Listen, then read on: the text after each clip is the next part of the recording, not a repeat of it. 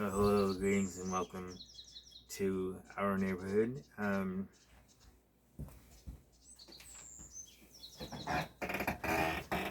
think my host pushed the improvise button on my neural framework. Um,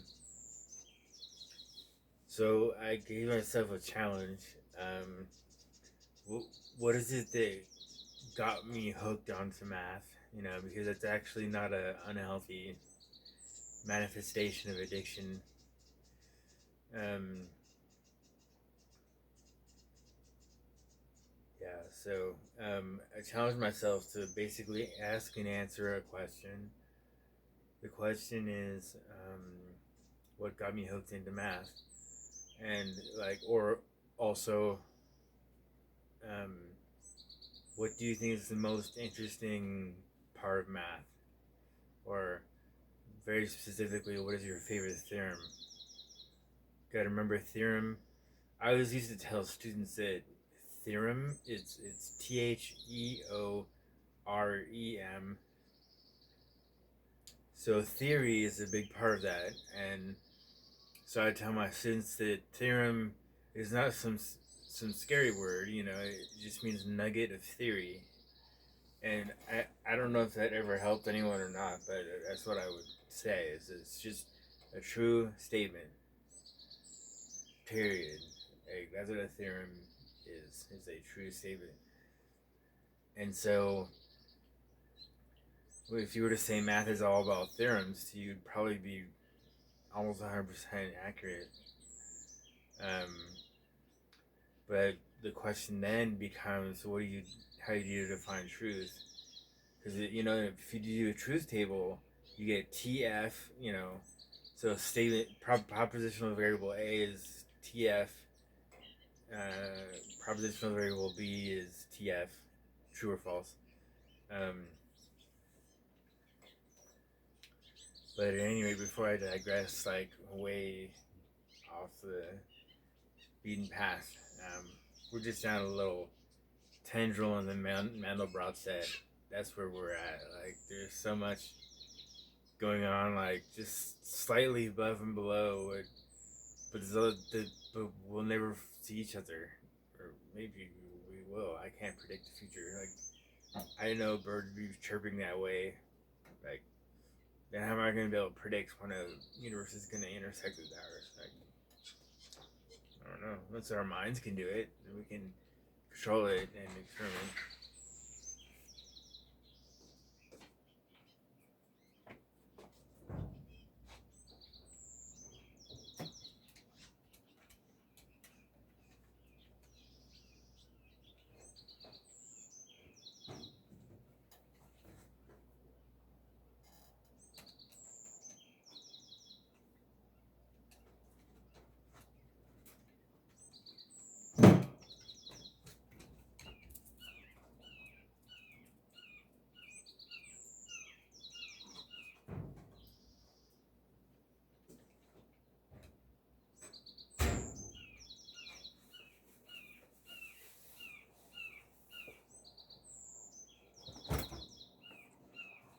Hey.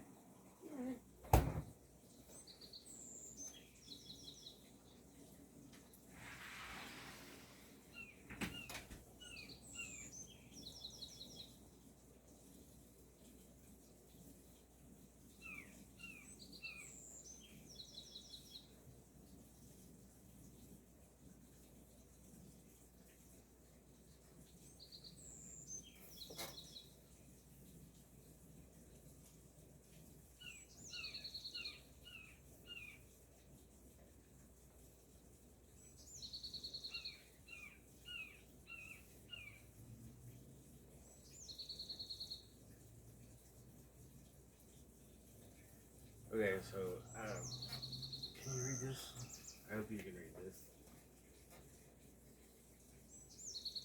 If you can't read it, then I'll just read it to you. So I questioned myself as to what got me hooked, and then nowadays, what do I think is the most interesting or cool, part of math for me, it's one particular theorem. It's called Cantor's theorem, and this is contested on the internet all the time.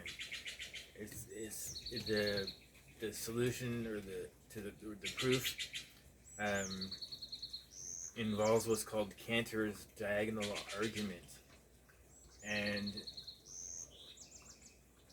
that shows the diagonal argument shows um, that that there's more than one type of infinity. I mean, that's one way to. I'm sure there's other variety of other ways you could say it, but I think what highlights what's important. Um, yeah. So I'm not gonna go into Cantor's diagonal argument because I personally don't like it, and um, the the way that it's written for like people who are trying to learn how to prove things, or even like a calculus student, like at the end of the homework list, they might give a couple challenging problems, like I don't know. I'm getting kind of tired. Sorry. Now the question is, did you yawn or not? If you did yawn, you have empathy. If you did not yawn, you're a serial killer, and stop watching my videos. Just kidding. Not all sociopaths are serial killers. just, just few though.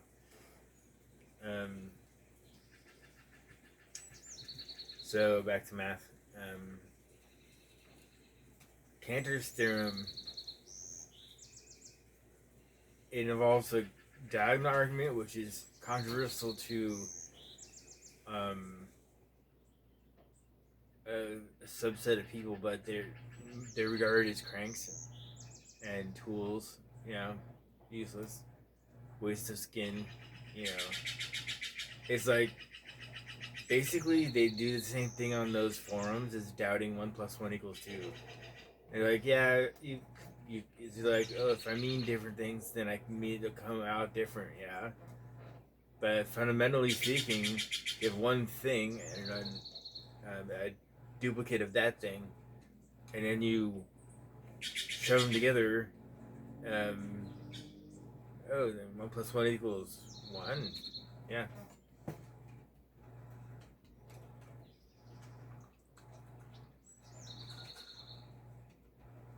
I was like when a plan comes together. So I picked this term. It's got the controversial proof, although it wasn't controversial until the internet. No, I like that. It wasn't controversial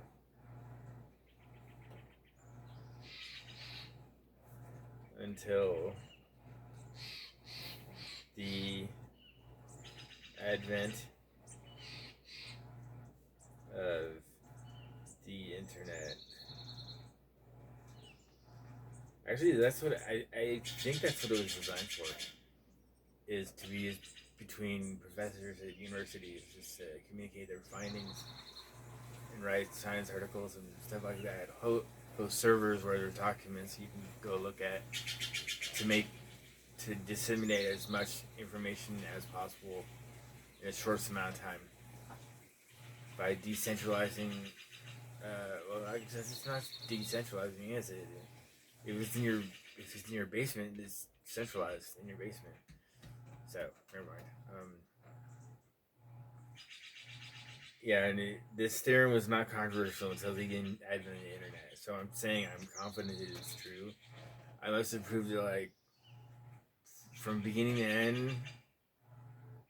From beginning to end, probably twice, but I sketched the proof.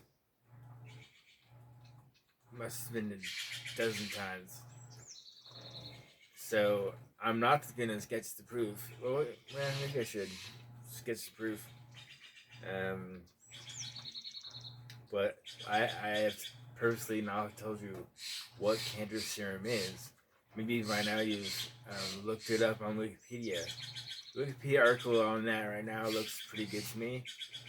Um, so I would endorse it for the moment, as long as it's not defaced. And Cantor's theorem implies there's two kinds of infinity. Let that sink in. Like, the first kind is like, if you imagine like our Earth is the center of this sphere.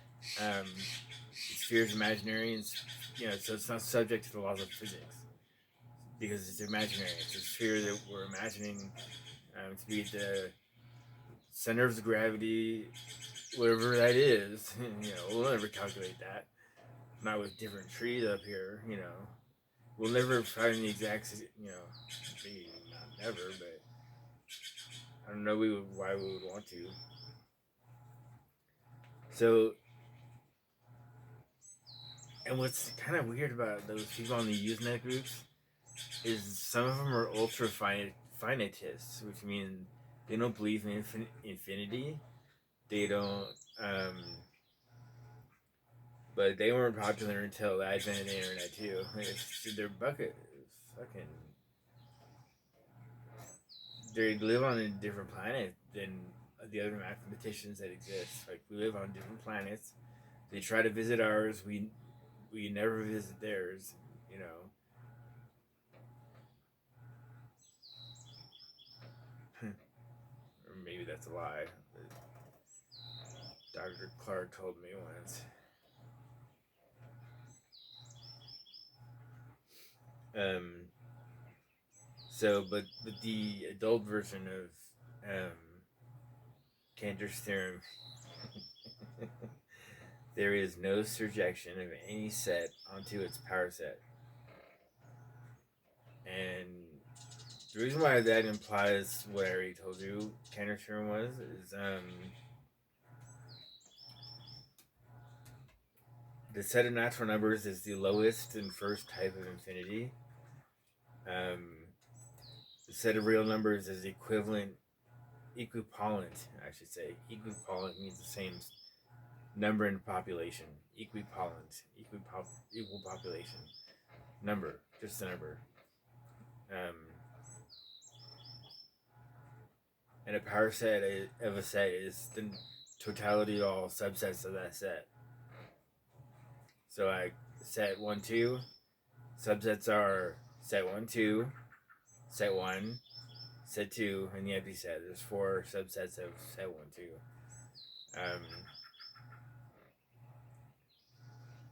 Surjection is a rule that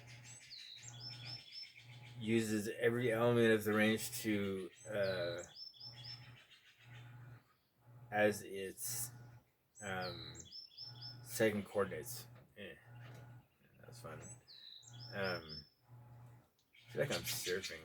Where's my sunglasses? Honey, get my sunglasses.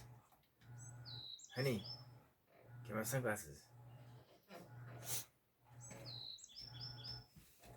Yeah, she gets kicked out of the room at night. She didn't even know she had that on her. Don't feel bad.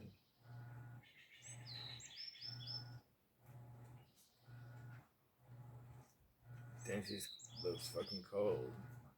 Or she's anxious.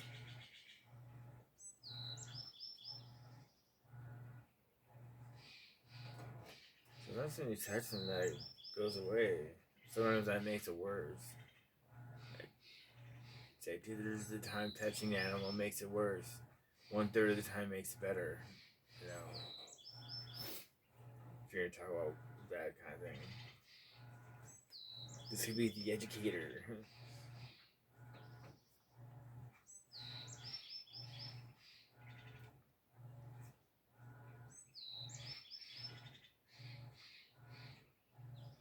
What are you doing, honey?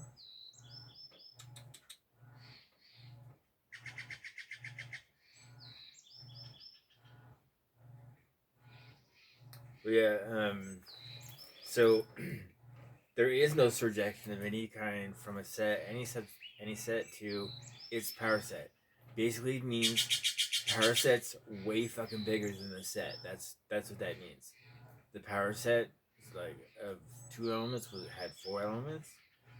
The power set with three elements set has eight subsets. It's two to that power. So if you have a set with 10 elements, that's 1,024 elements, which is close to 10 to the third power.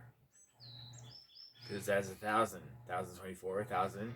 So 2 to the 10 is equivalent to 10 to the third. Um, so that's how you convert from decimal to binary, something like that. I don't remember. I've not thought about some of this stuff for like 20 years. Um, Feels like yesterday though. Well, no, not yesterday, but not present at all.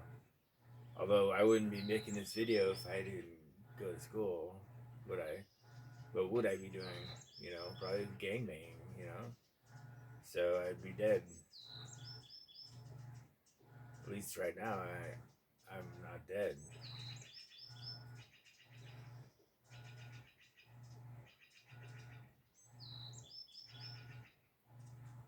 You know, the Sun Tzu's The Art of War is used in business and diplomacy and acquisitions and shit like that.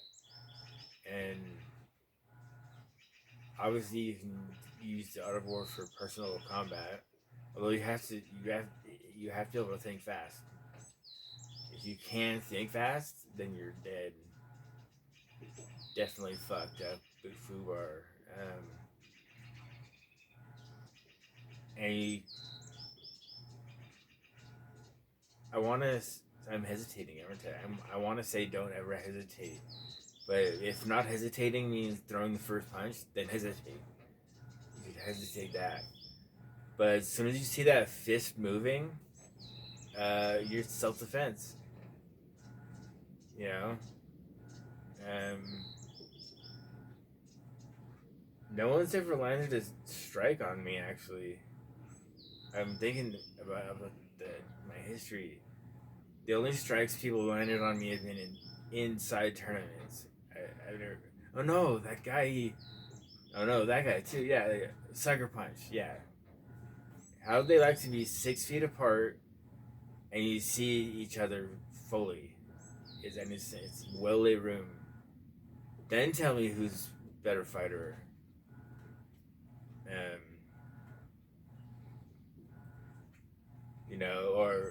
someone says I fight dirty. Like, what other kind of fighting is there? Is there? I mean, yeah, if I'm fighting you, then that means someone's gonna live and someone's gonna die. Maybe you're trying to hurt someone I love or whatever, but you know, you know, I halfway across the room grab the kitchen knife type person, you know. Although I'm not quite sure why I'm thinking about this. That I was envisioning one of my previous domiciles, and I've had a few over the years. Um, I mean, not as many as the most, but yeah, somewhere in the middle between the most and the least. Everything pretty much is.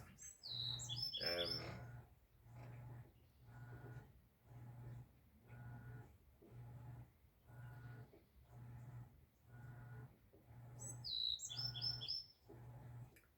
so this is where I live. This is what I do all day, and I'm pretty much talking to a camera right now. What does that tell you?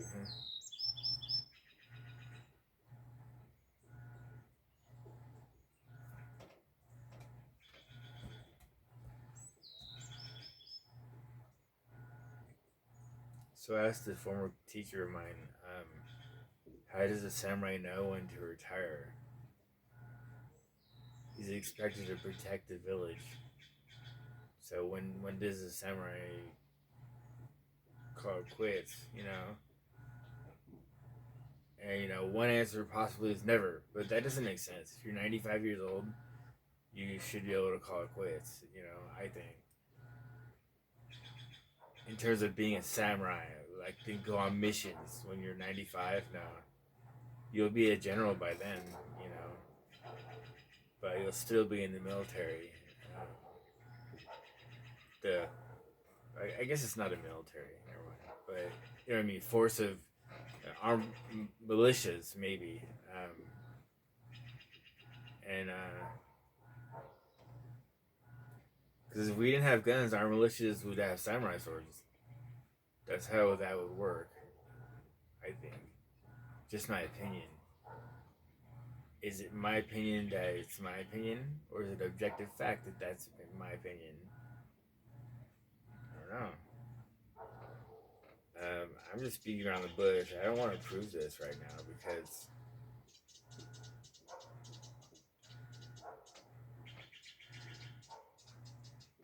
third. Alright, let's go. That was fun, wasn't it?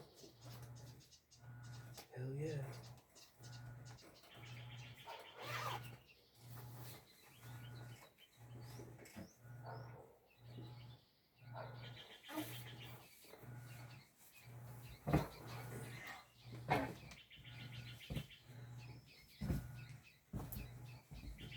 Center.